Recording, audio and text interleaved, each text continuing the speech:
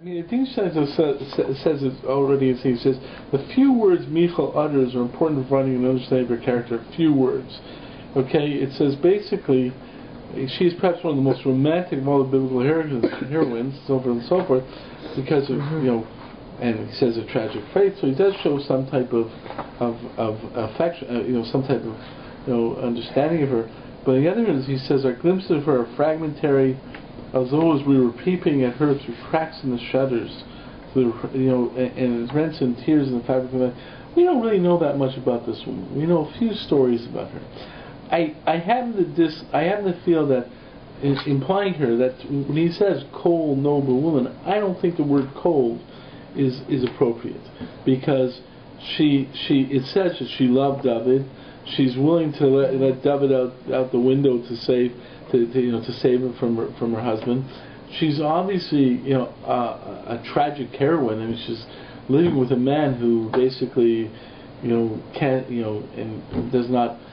The understanding maybe doesn't want to be with that man, but that man has at least enough respect not to touch her either. So the fact is that it's obviously a very strange story. But what I would say is that it yields a question of how you look at behavior. Okay, and that's where I'm going with this, in the sense that when you end up with a certain behavior, what is supposed to be behind that behavior? Okay, and I think that's the issue. In other words, if you perceive someone, let's say a Catholic priest, and that Catholic priest is basically someone who is celibate, okay, and we'll take it at face value, celibate, whatever, and your perception of him is not just that he's celibate in action, but somehow he has what we call celibate thoughts, let's say, right? He basically does not look at women with bedroom eyes, whatever that is, and so forth.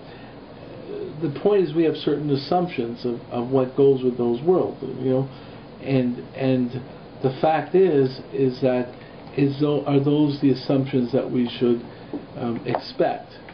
It was interesting in the shir I gave this morning.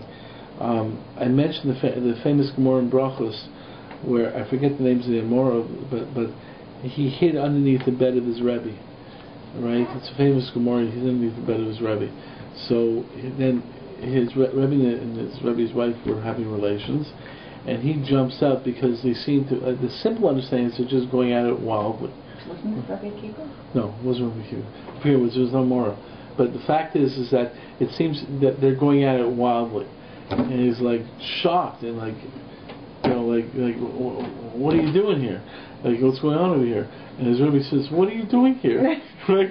He says, and the guy says, "Tori, you start level. I'm just trying to find the correct way to behave."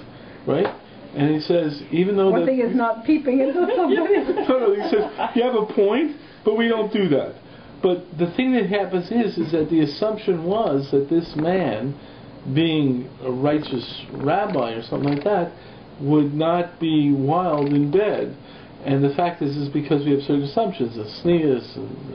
Then you turn around and find out that, well, wait a second. Here's a man who conducts himself a certain way in general public, a certain way of carrying himself, and so forth and so forth.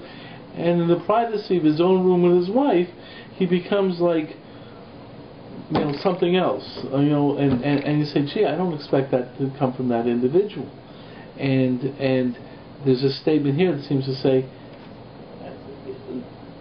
what's inside the individual, his personality, is supposed to be a little bit more dynamic than you would think, and that there are situations where you're called for another type of behavior in that situation. There's actually another Gemara, just once we're on topic of sexuality and the fact that we're going to go to the sneers. There's a Gemara that says that the Persians were noted to be very sneeristic. Okay, they were an example. They were in three ways. They were very, very, sneeristic. And the way I translate sneeristic is, by the way, graceful. Okay, and three of the way they were sneistic. They were sneistic in the way they conduct themselves in the bathroom. They were sneistic in the way they ate, and they were sneistic in their relations. Why? Because they always wore clothes in their relations. Okay, they wore clothes on parts of their body while they had relations. Now there's another Gemara or another presentation. The thing that comes to my mind is the Ramban on Chumash, who says, and there's arguments like this. It says that one of the rights of a wife, people talk about share ksus va'ona. Share usually means food, ksus is clothing, and ona means sexual rights. That's really rabbinic. The Ramban points out the Ramban points out the biblical understanding of share ksus va'ona is I forget which is which. Ona is still rights to sexuality. One is the rights to affection, like being hugged or whatever. The other one is the right to sleep together in the same bed, and specifically sleep together naked. There's just a right contact. Okay, that's why there really is a right for women to one of the rights according to the Ramban biblically is to sleep together, not necessarily to there's another sex, but also a right to sleep together. So the point is, it is pointed out that there's other arguments that say during sexual relations there's an idea of being naked or whatever, in order to have the true aspect of kiru basar, of being connected and so forth. So the point is that the question arises. Well, but we already learned from the Gemara. The Persian said they were considered to be sneistic because they wore clothes. That seems to be a shevach of them, praise them. So the I think it's the Ritva that says ein hachinami. That's sneis. That really is sneis. We're commanded not to be sneistic. Okay, in other words. I believe that's the way the Ritva understands. There's other people say no, that's one understanding where we have a different understanding of sneas. Or there's another understanding that says this is not. You're right, sneas, and that's obviously important. So there are certain times where you're not supposed to be sneistic. Okay, maybe within certain parameters or so forth. But the point is it shows that there's much more of a complexity in the workings of the human of the Jewish being. It's not so safe. And now here is really the issue over here, what happens with Michal and David, in the sense that David goes wild in a situation of bringing in the Aron to Yerushalayim. And it challenges his position as king, certain dignity, which also has halachic religious value. The king has to have a certain type of dignity, and you see this, and even let's say by the Kohen Gadol, who never is supposed to go through a veilus. He can't show his own human emotions. So again, in yesterday's Torah reading, the whole thing with Aaron, where he's obviously feeling terrible inside, but in no way is he permitted, except in a very subtle manner, he's not allowed to show his emotions. He has to carry himself as the Kohen Gadol, right? And there's a certain value of him in that perspective, and that might be Michal's perception. There's someone actually who said to me in Shul yesterday that the whole story of the parsha is all about protocol, and that's the same story in Haftorah. There's a way to carry yourself. You have responsibilities as David, and you have to.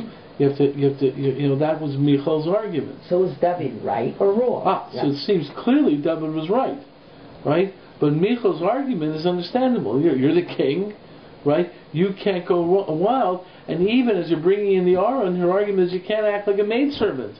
You can't be a member of the lower class. You are now the king. Even though she according to Rabbi Sanchez, she was attracted to his earthiness earlier and so forth, but now that you're moving into the position of king, you have to carry yourself with a certain dignity, certain aspects. Especially with the Rosh Chodesh thing. Right. Even though you're happy about the Aaron Kodesh, there's an aspect of still responding with dignity. And the fact is throughout Jewish thought, that's good. Take in terms of mourning. Right? One of the aspects of mourning is a lot of things that we don't do in mourning is because this is the way the pagans were. They just went crazy to show their grief. Ad Khan, right? There's a certain level because you have to carry yourself with dignity. Although the Rabbi makes an interesting statement, he says that the fact that he gives an explanation why an onan doesn't do mitzvot. An onan that's between the death and the funeral is not allowed to do a mitzvah saseh. Can't do a bracha. So Machlokes Rashi and Tosfos actually. Rashi seems to imply he could if it won't interfere with what he has to do, he can do it. But Tosfos seems to imply, period, he can't say a bracha, right? And the Rav says this is an example of the complete lack of his loss of human dignity, the tragedy of death, right? Like the total defeat of his human idea to death, that I can't even strive to do a mitzvah, and so forth. And there are concepts about acting with dignity. I remember reading an article about something to do with gays, and said that one of the philosophies behind a lot of gays, and I'm not saying this across the board, but one of the things the gays try to argue for is the fact that we are just animals. So, and they argue that religion is the greatest creator of neurosis in the world because they say that we're better than animals, so we can control ourselves. All that does is cause us mental illness. Dogs lick their anuses because they're animals. We should also just do those things if we're not hurting anyone, because we're just animals like that anyways. It's our aspect of dignity that says we have to act like a mensch, and so forth and so forth. So that's an aspect that permeates our being. So Michal's argument is very real, that you bring the Aaron into Yerushalayim, and David says, at this point in time, it was appropriate for me to let loose a little bit, okay? Which may mean, hey, it wasn't totally sneistic. Maybe you're right. That's again the same argument I mentioned with the question of the Ritva's argument in terms of relations. Maybe it's not sneistic, but maybe this is not a time for sneistic. There is a time that you have to let out your raw emotion. There's a time that you let out the problem screen. It's interesting that when I think about this in terms of problem screen, but there's another case of David Melch like that Rosh Chodesh Chabura Trey pointed out that if you look at David's situation with Bathsheba, when Nathan tells him the story and says, I had this case, and David figures out that he's who Nathan was talking about, who did this sin. He says, Rosh said, if you look in the Tanakh, they also have tuchs and stumas in the actual reading of the Tanakh. They have the way it's written, like a Sefer Torah. You have basically a space before Chatati and a space after Chatati, and all you have is David saying Chatati, like just a total emotional statement. I sinned, right? No justification, nothing like that. And Rashida actually points out this is one of the reasons that David kept the Malchus, because he admitted. Not Rashi, but the Gemara actually says one of the reasons David kept them up is because he admitted his mistake. Saul immediately tried to justify what David said Chatasi, but the way the Rashiva points out, it was just basically a total expression of the emotion. Basically, when you live within a dignified world, the world of grace, as I am trying to define tznius, it's an attempt to try and maintain some type of order to our being. Right, like the way I look at tznius is the fact that what you're trying to do is maintain some kind of dignity, decorum to a being. When a person gets dressed, they're taking their whole personality and sort of combining it. Right? When a person doesn't get dressed or attempts to act in a way that's I would say pretensive, it's almost an attempt to sort of break up the body or break up the being,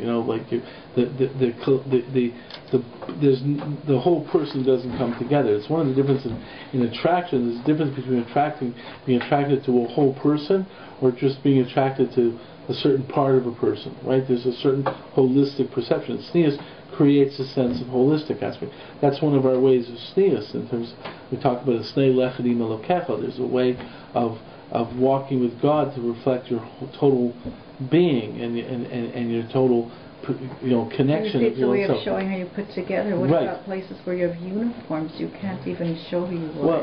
It's away from all of your individuality. Okay, the fact is that's an interesting question that exists in the sense that people who wear more of the same clothes, that's one of the arguments. Like, for example, in terms of yeshiva people all dressing the same way or whatever it is, the fact is they say that you're still supposed to show a certain aspect of your being through your clothes. The point is that there's an aspect of coming together. They argue that this is a certain aspect of the righteousness coming together, whatever. But the point is that there is an idea of that connectedness, and those points in time where you sort of let it all hang out, right? Are they ever appropriate? And Michal's saying, as a king, you can't do that in front of your subjects, right? You have to always be on, because you have a responsibility to represent the nation. And David's response is no. In that situation, I had to be overtaken by my emotions of happiness, because that's what I felt. That's my emotions. And that was an appropriate situation to let one emotion come out. Okay, let one part of me come out in its full intensity. Okay. You want the camera on again? It's on for the zone. Isn't it a red thing? Why, did I say something I shouldn't say? No. Okay. And that's why I want to point this out. It's interesting that there's this introspection. There's an article of mine where I translate sneas as gracefulness, because I think that's a better word for sneas. And there's another article by my son, Kai, called Walk with God, an Introduction to the Search for Sneas. And in it, he quotes, on page 6, he quotes an interesting Chavas Iyar. Okay? And I'll just read it to you here. You guys can read it inside, but I guess I'll read it for the benefits of people on camera. But anyways, it says over here, when the Chavas Iyar was asked whether a rabbi can play music at a wedding, he referred the interrogator to Bava Metzia, to which the Gemara declares that a Talmid Chacham, in a situation in which his dignity may be at risk, does not have to retrieve an object lost by another man. Okay, it's a question of a lost article. There's the mitzvah of Shavas Aveda. However, a Shavas Aveda does not when there's other bars to Shavas Aveda to return it. One of the classic example is the lost articles in a cemetery, and you're a Kohen.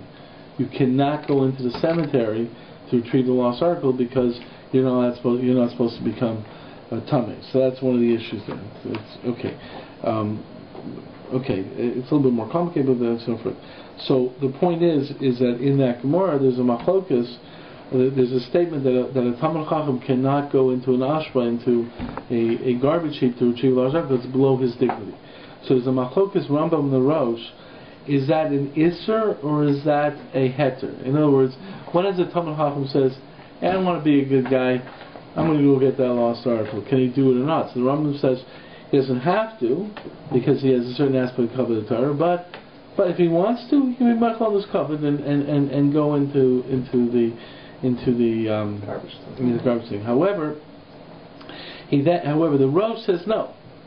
A Talmid Chacham can't do that, and that's, by the way, one of the issues that exists as a rabbi, is that sometimes you have to be, and a lot of people find this very difficult, but sometimes you have to be assertive of a certain honor that is due to you, not because you're trying to be assertive of your honor, because you have no other halachic option. Like there are certain times where I'll go up to someone and say, I think in this situation you should not call me by my first name, but call me Rabbi, because I'm in a public place and so forth. And the person says, that's fine. From now on, call me Mr. Smith. Like not getting the point. I really don't care what you call me, right? But the fact of the matter is that I have a responsibility to Torah, not to me. Benji have this.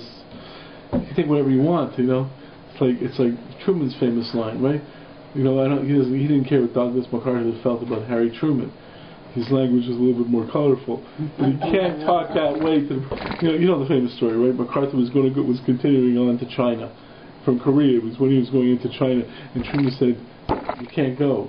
And MacArthur, basically cussed at him and said, "No." That's when Truman called MacArthur back, and Truman said something like, "If he thinks Harry Truman is a blankety blank, okay, but he cannot talk that way to the President of the United States, So sometimes it's like being a rabbi. So the Rosh is saying, listen, you may want to be a really nice guy, but you represent Torah. So if you're out there in the muck, looking around, people will say, gee, what a really nice guy. He's getting that Torah. He says, look at that rabbi, he's in the muck. There's a certain aspect. That's the Rosh's position.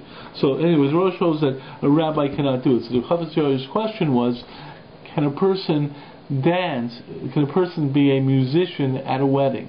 Can a rabbi be a musician at the wedding? In those days, the musicians weren't looked up to. It wasn't dignified for a rabbi to be like the juggler or things like that. So the Chavetz Yair says, what? Levi were musicians, huh? Levine were the musicians in the Mikdash. That's a good point. But back in that situation, the concern was his Rav wanted to play music at a wedding. He felt it was dignified for him to do that. So Chavetz Yair gives a very interesting idea. He says, okay, so that's the Rosh's position, but he says there's a medrash he brought down from Midbar Rabbah, which is this story of David and Melch and Michal. And David Melch was dancing, playing songs in a manner that his wife Michal found disrespectful for a king. David nevertheless persisted. It is inconceivable to think that the Rosh would suggest that David was wrong in this case, as the Medrash clearly tells us that David acted properly. It was, Michal was right. It was below the honor of the king, right? It was below the honor of a Talmid Chacham. But with the king, it's a little bit more difficult because the king, a king who relinquishes his honor is not relinquished. Therefore, the Chavetz Yair suggests that we must make a distinction between circumstances ben adam l'chavera and circumstances ben adam l'makom. That is to say, that since weddings are ben adam l'makom, the reason you celebrate weddings is because you're celebrating. It's actually, if you look at the footnote, my son brings it down from the Chasam Sofer, that the reason you celebrate weddings is you're celebrating the institution of marriage, and you're supposed to. But it's really a mitzvah ben adam l'makom that you're supposed to celebrate the institution and make the couple happy. Try and make a. Is it also because you're continuing the Jewish Torah? But he says it's ben adam l'makom. A rabbi is permitted to be meichel on his kavod, waive his honor, and dance or sing at a wedding. Okay. But the point is that he gives this idea that in ben adam l'makom, out there in the open, there's an idea of being meichel in your kavod. I would go so further as to say that David even further than that, because the Chavetz Yair is using this as a case where a Rav can be meichel in his kavod. And you say, well, ben adam l'makom, you see from David he did it. I think it's even more than that. By David, his argument, look, the thing was that it's not even not kavodik. In ben adam l'makom, and my son gives a whole argument. Well, when we relate to God, we always recognize that it's incomparable. Sometimes we relate to other human beings. There's a certain definition of CS because we're dealing with comparisons that we have with other people. We are comparable. We're all basically equal. With God, there's an inherent inequality. So since there's an inherent inequality, there's obviously something different in terms of our relationship with God. And in a certain way, what's happening is that in the relationship with God, part of the dignity is recognizing our own inherent inequality with God, which means that you sometimes lose that. In that regard. So therefore, in that relationship, when you're David and Melch felt in this situation, well, in terms of the public, there's an idea of maintaining order and so on to gain a certain amount of recognition of dignity from the people. In terms of them seeing me in my relationship with God, there is a certain aspect where I really am unequal, right? I really am, as David actually says, I am like the handmaidens to God. Yeah, there's class systems in our world. I'm a king, I have to act a certain way. But vis-a-vis God, we're all down there, right? So therefore, there's a certain aspect where I can sort of let it, and I don't have to worry about other people worrying about my dignity, because the fact is I recognize that showing this emotion in this particular situation is the dominant feeling I should have in my relationship with God. Michal was concerned, well, are you carrying yourself in a way vis-a-vis the people to maintain an order, the orderly society that you can maintain your position vis-a-vis others? And David was saying, in relationship to God, we're all on a certain level. And therefore, on that level, losing oneself in that emotion of joy or happiness in bringing the Aron into Yerushalayim is understandable. Okay, and that certain aspect of sneas that I like to think about in the sense that sneas is not just carrying yourself in what be a sneistic manner, but is also knowing when not to be sneistic. Sneistic being that holistic aspect, and knowing when it is appropriate not to be reserved. So knowing when to do it. In very specific situations and so forth and so forth. But that's also part of the overall perspective of sneas, and that's the difference between the sneas of Judaism and the attitudes in the world, in the sense that in the world, let's say in terms of nobility, and this is where I have problems with Dean Steinsal's statement calling it cold. In the world, they might be right in the Greek perception that it's a matter like Aristotle. Don't have emotions. Be rational. Be the more you can sort of negate any of those strong emotions, better it is. I'm going to be like this, and it's always worked out, and that's a certain nobility and class and so on and so forth. That is not the ideal Jew. The ideal Jew acts like that most of the time. He has a certain nobility and there's a certain aspect, but inside himself he has to have the full range of those feelings, so he knows that unique time when you have to let one feeling come out. Okay? And that's where Michal said, well, yeah, I agree with you in some way in terms of the emotions, but a king should never let that feeling come out because he has to always be considerate about the people. And David says, no. Even the king, in celebration of God, and that has to know that even there, he has to show a model of being in a situation saying, this is how I am before God. Could you see that clash, let's say, in the way they think, the Mitnagdim and the Hasidim, and the way they approach it, sort of has sort of that right. That issue right. too. Right. It does exist in that idea. But the point is that the Misnagid most likely would say the Chassid doesn't get it right. Yeah, I agree. Sometimes you have the emotion, but that's not it. They disagree where. Yeah. Right. But the Chassid will say Misnagid never figures out when to let it all hang up. But I think that was some of the disagreement between Michal and David, and I don't think Michal was being the Misnagid and David was being the Chassid. But I think the fact is Michal had the attitude of monarchy and aristocracy and so forth, and David says, something, basically, he most likely saw her point most of the time, but it be they were both right? They just had different personalities and different ways. That's always an issue. The question, it's always an interesting question when you say that, because except that God seemed to disagree because he made her barren. Right. So the fact is that it's an interesting presentation when you said that, because when you answer that it's different personalities, it's still the question of what should be the thing you're striving for. You know what I mean? In the sense that to state that it's after the lesson. After 120 years, someone goes to Shemayim, you see this distinction between people, and you say, this one's a tzaddik, that one's a tzaddik. They acted two different ways, but they're both tzaddikim because it was correct that each one acted differently because of their personality. That's a correct aspect to it. But in terms of Torah and what we're supposed to learn from it, the fact is what lesson do we incorporate? Who should be our model? Okay, and to offer the model of distinct personalities, which is something you have to present at certain points in time, Issachar Zvulun are two different personalities. You have to know when to be like this, when to be like that, but there has to be some model that overrides. Although it sometimes can be problematic. Like, usually we always like to push the Avram model of being, the Baal Chesed and so on and so forth. There's certain people you have to say, you have to stop giving charity, because you do so at the expense of your own well-being. There's people who give who need to be told, don't give. But generally, most rabbis in your lessons are always telling people, be generous and so forth, because 99% of the people have to be told to be generous.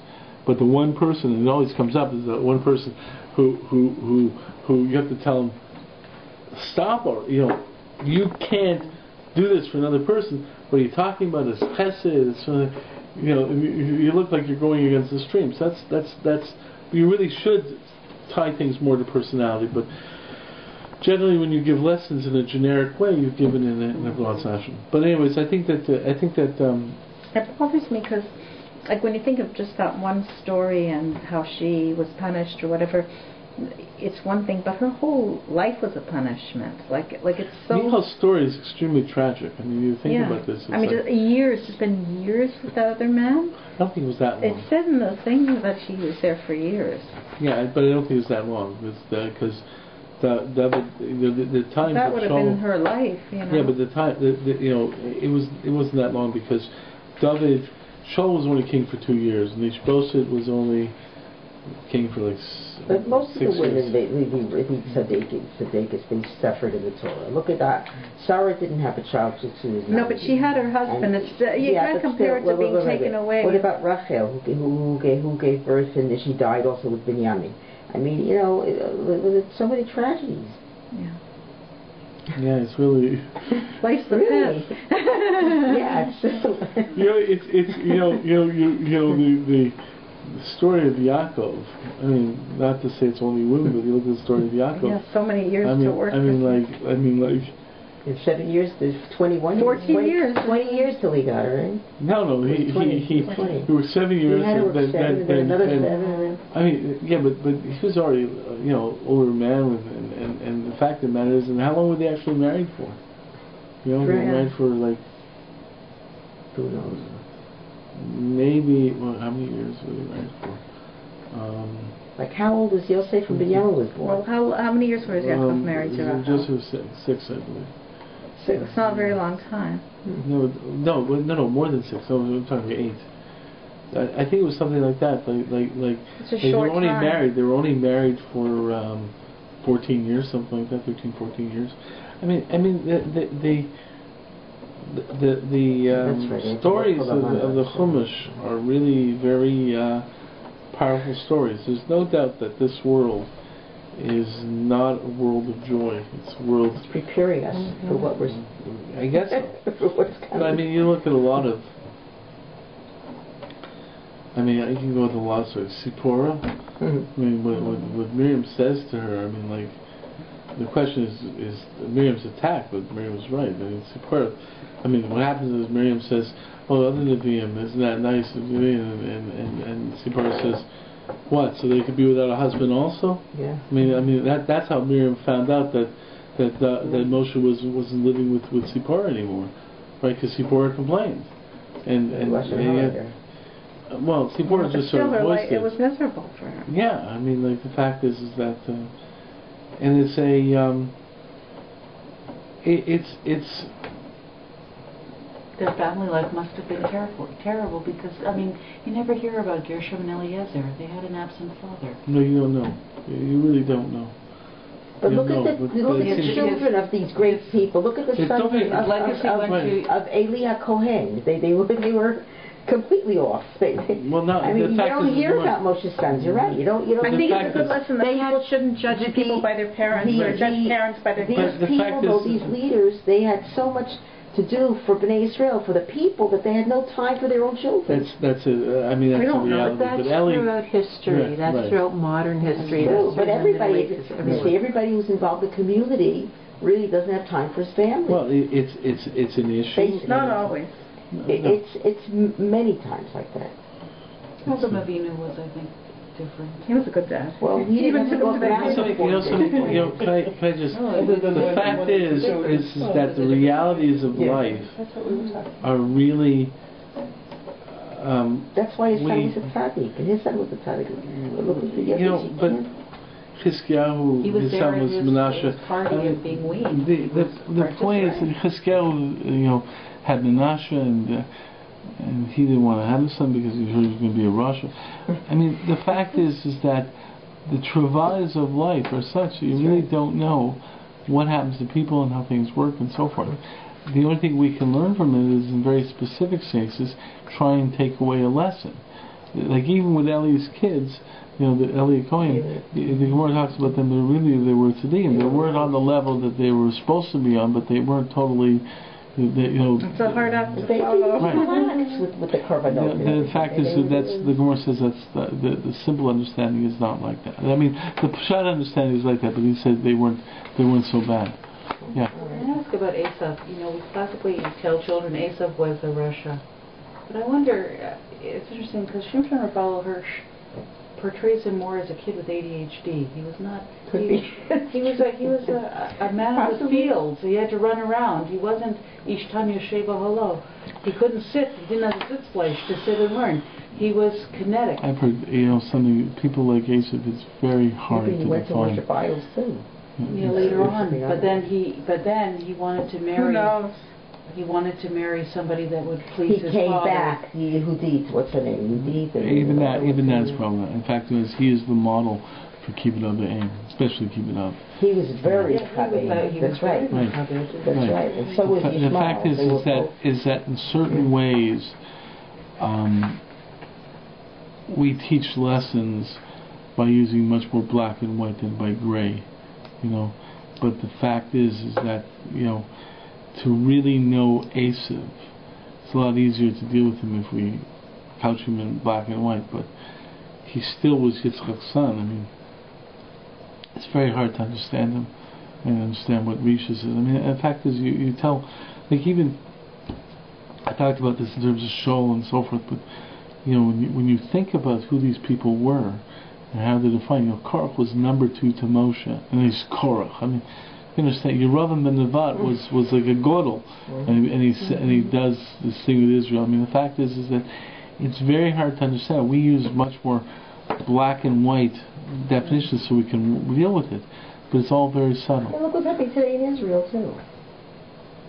It's all very subtle. So Shimshon Rabbi Hirsch, in fact, uses Esav to say, Chanoch lanar al pi darko. When we have a child who's ADHD, you don't make him sit and learn this flesh. Right. If we had taught Esav in the way that he could learn, in a kinetic way, imagine what Esav could have become. Yeah, that's all. They always say that, don't think you should send all your kids to the same yeshiva. They say. Right. But the fact is that it's all part of that issue, and Hanoch Nar Pi Darko and all those things, and different drachim in Torah as well. And it's very. It's very challenging, but it creates a much more complex reality. But then it also is weird because it's like when he's born, they know, and Rivka supposedly knows in advance he's not going to take home. So back to Michal and David. Do you want to wrap that up? I really do believe that the end lesson is, in my perspective, is that David is really. Michal is taking what I would consider to be more coveted and more dignified, more sneastic position, that you have responsibilities within the world of how you conduct yourself and how you portray yourself to other human beings. And that's the role of a king. He has a certain responsibility to act a certain way. And you can't think of your own personal emotions. I think back to that movie with the first movie that Audrey Hepburn ever made. She's a princess who runs away for 2 days, and do you know the movie? Yeah. And then comes back to be a princess, and she it's very it's like she's giving up all over her life because she can't marry a commoner, but so forth. But there's a certain dignified way of handling yourself, and that has to be in terms of positions and so forth and so forth. But there is an aspect, especially in Ben Adam Mako, in our relationship to God, we have to recognize that there's a certain common denominator where even those people who are leadership have to recognize that we're all equal to God and way down here, and in a certain level at that point in time, you can let a raw feeling come out of glory of God, of David's feeling of taking the base, of taking in the Aaron, and at that point in time, it wasn't. Michal was saying, "You're still the king. You have to still conduct your way that it's going to be a leadership to the people." And he was saying, at this point in time, the leadership I'm going to do as king. And I think that's one of his verses. He actually says that. Right? He says, okay. Of the maidservants of whom thou hast spoken, of them I shall be had in honor.